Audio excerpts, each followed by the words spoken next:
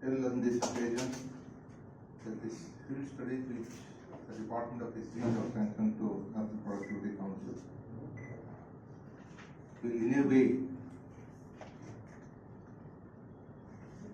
make some big changes or help us to make some big changes the way the schemes are designed in the department. Given the background of the fisheries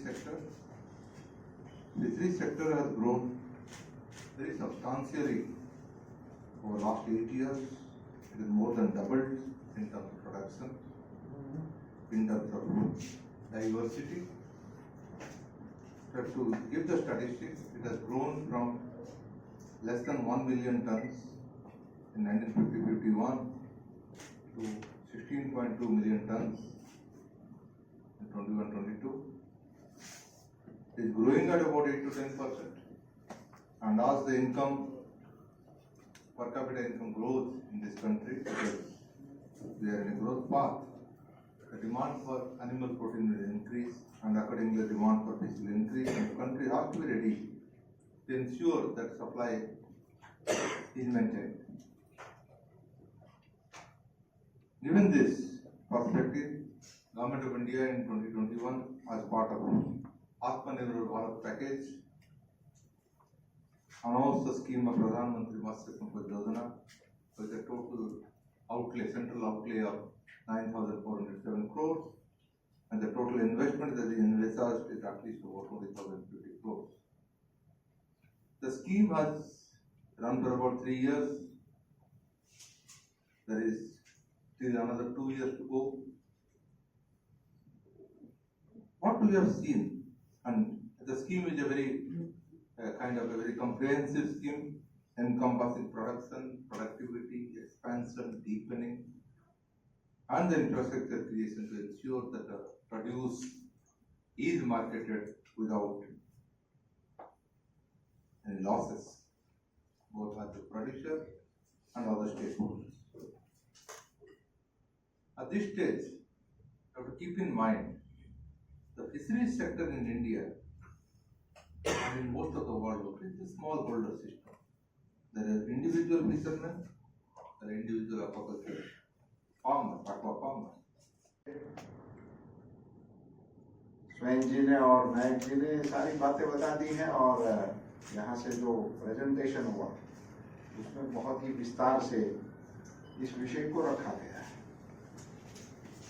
एक तो ये हमारे सबके संज्ञान में होना चाहिए कि इस सेक्टर को प्रधानमंत्री श्री मोदी जी ने इसके महत्व को भांपते हुए स्वतंत्र मंत्रालय बनाने का निर्णय लिया, और ये गठित होने के बाद उसमें प्रधानमंत्री मत्स्य संपदा योजना करके बहुत ही महत्वाकांक्षी योजना को लागू किया और उसको बजटीय समर्थन देते हुए उसको आगे बढ़ाने का प्रयास किया। और इन्हीं प्रयासों के कारण जो फिगर बताए जा रहे हैं कि अभी हम इसमें कितने आगे बढ़ रहे हैं, खास करके इन एक्सपोर्ट सेक्टर में और बाकी कार्यों में। फिर भी ये विभाग नया होने की वजह से और ये नई गतिविधियां, अभी हम ऐसे मोड़ पे हैं, ऐसा कह सकते हैं विभाग ही बन रहा है, ऐसे नया विभाग है, तो इसमें सारी चीजों का कंसल्टेशन हो, सभी का राय मशवरा हो, इस प्रकार से इन बिंदुओं का अभ्यास हो जाए और उस अभ्यासपूर्ण नतीजों को हम अपनी नीतियों में कैसे इसका इस्तेमाल कर सके और पॉलिसियों में क्या गैप्स हमारे सामने आ रहे हैं, धरती पर क्या स्थिति है, इसका यदि जायजा लिया जाए तो बहुत ही अच्छा रहेगा। ये समयबद्ध ये कार्यक्रम संपन्न हो, ऐसी मैं अपेक्षा अवश्य रखूंगा। दूसरा, इनमें 3 जो 7 में से बिंदु हैं वो शायद मार्केटिंग रिलेटेड है। आंध्र का मार्केटिंग है, जो अपनी बड़ी मार्केट्स हैं उनके बारे में है, और छोटे वेंडर्स के बारे में है। तो कुल मिला के उन सभी का एरिया और कुछ स्केल को छोड़ दे तो मार्केटिंग ही है। तो 3 तो एक प्रकार से एक नेचर के बिंदु हैं। मुझे ऐसा लगता है नायक जी और स्वयं जी, आप दोनों भी इस विषय पे बात कर ले, तो इसमें इंटरनेशनल अच्छी प्रैक्टिसेस क्या है उसके बारे में भी हमें अभी एक बार स्टडी में जा ही रहे हैं मार्केटिंग के, तो फिर इसके बाद नया नहीं खोलना चाहिए, इसका भी इसमें आ जाना चाहिए। कैसे करके इस तीनों को क्लब करके भी एक बना के, या इसको इसमें एडिशनल जोड़ना है तो जोड़ के भी, इसके बारे में भी हमें जानकारी हो जाना चाहिए। तो मुझे लगता है कि एक परफेक्ट ये अपना प्रोजेक्ट हमें काम में आ जाएगा। दूसरा, मैं स्वयं मंत्री के नाते एक साल में आया, तभी पहली बार ही मेरा एक मछली से नाता हुआ। तो फिर पता लगा कि ये तो 8,000 किलोमीटर का अपना कोस्टल एरिया है, 2 लाख स्क्वायर मीटर का अपना EEZ है, और इनलैंड की हमारी नदियां तालाब मिला के तो पूरा भारत है।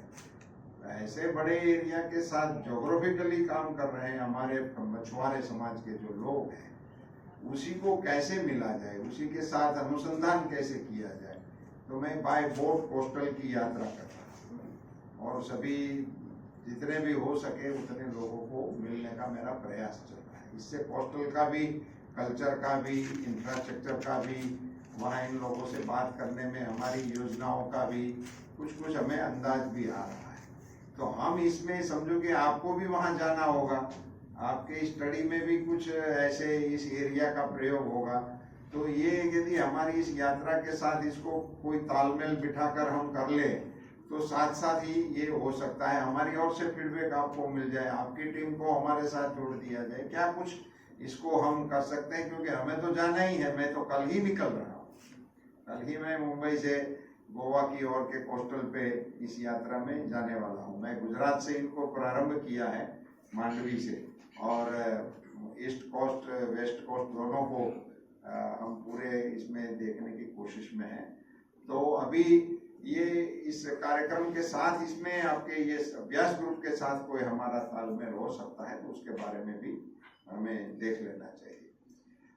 मैं मानता हूँ कि इसमें वैसे भी मैंने जैसे जिक्र किया कि मार्केटिंग का ये हमारा मेन फोकस है, और भी जो टेक्नोलॉजी के बारे में है और मॉनिटरिंग के बारे में सभी एस्पेक्ट महत्वपूर्ण है, इसी में कोई दो राय नहीं है।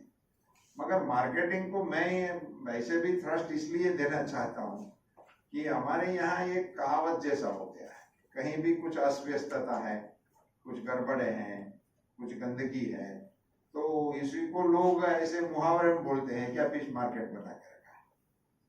तो अभी इसको ये टाइटल से हटाना है, ये निकालना है कि ये फिश मार्केट मतलब देखने जैसी चीज होनी चाहिए।